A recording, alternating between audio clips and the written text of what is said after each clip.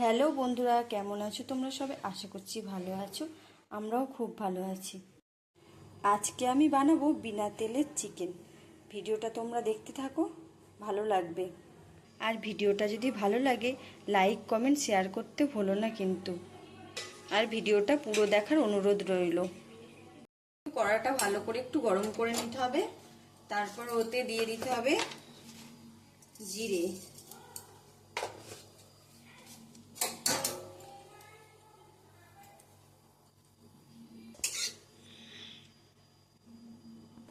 জিরেটা একটু ভালো করে ভাজা ভাজা হয়ে যাক।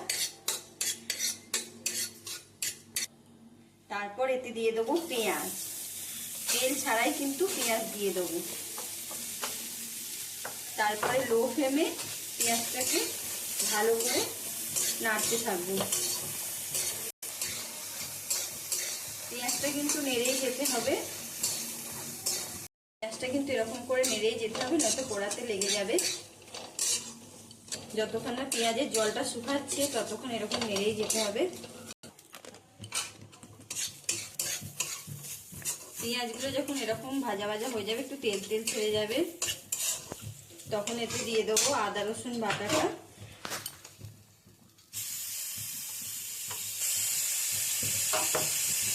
পেঁয়াজটা ভাজতে একটু টাইম লাগবে।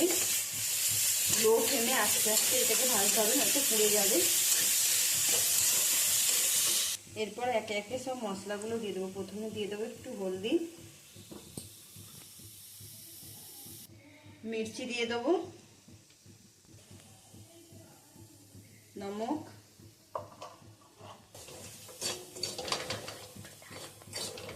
তারপরে সব মশলাগুলো একসঙ্গে ভালো করে মিলিয়ে নাড়তে থাকবো। মশলাগুলো না পুড়ে যায় তার জন্য একটুখানি জল দেবো।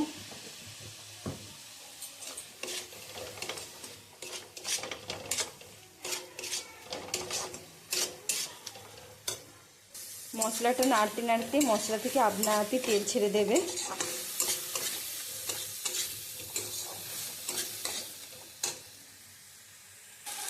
এটা স্বাস্থ্যের জন্য যেমন ভালো, যাদের কোলেস্টেরল আছে তাদের জন্য তো খুবই ভালো।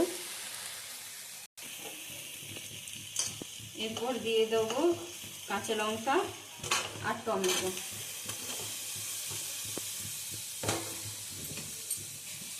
সবগুলো আবার ভালো করে একটু নাড়বো।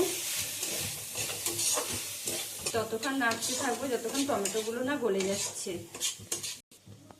আবারও একটু জল দিয়ে দেবো।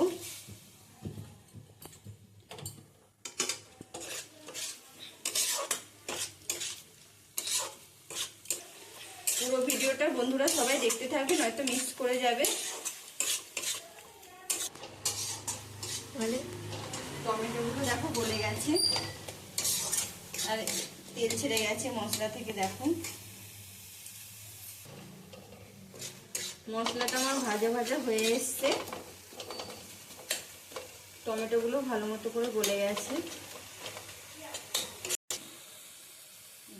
তারপর আলুগুলো যে কেটে রেখেছিলাম ওই আলুগুলো দিয়ে দেবো।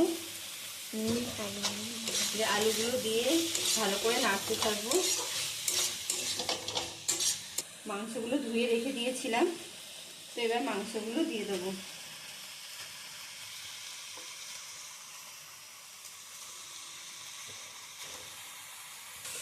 এবার সবগুলো মিলিয়ে ভালো করে নাড়বো। ঢাকা দিয়ে দিয়ে নাড়বো একটু। আবার একটু নেড়ে নেবো, নয়তো কড়াই লেগে যাবে।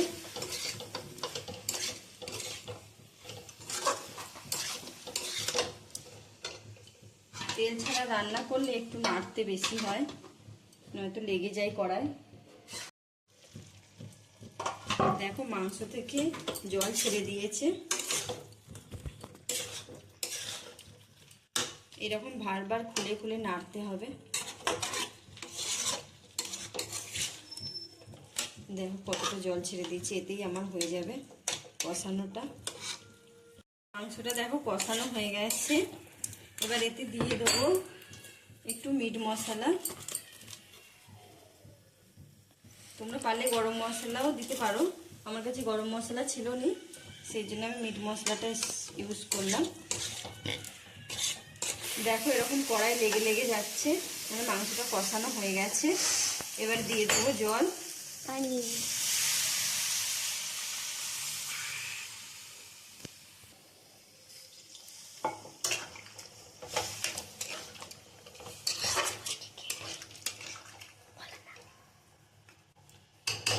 এবার ঢাকা দিয়ে সেদ্ধ করতে দেবো।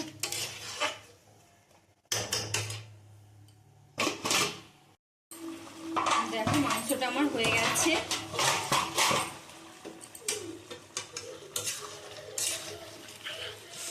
আলুগুলো সেদ্ধ হয়ে গেছে, মানে হয়ে গেছে।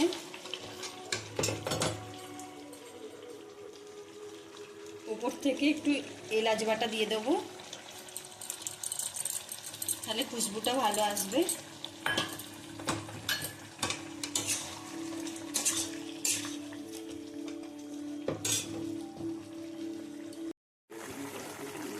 মাংসটা দেখতে সুন্দর না হলে খেতে কিন্তু ভালো লাগে। বন্ধুরা, তোমাদের যদি ভালো লাগে একটা কমেন্ট করে জানাবে অবশ্যই। আজকের ভিডিওটা এখানেই শেষ করছি, দেখা হবে পরবর্তী ভিডিওয়। ততক্ষণ তোমরা ভালো থেকো, সুস্থ থেকো, নিজের খেয়াল রেখো। টাটা।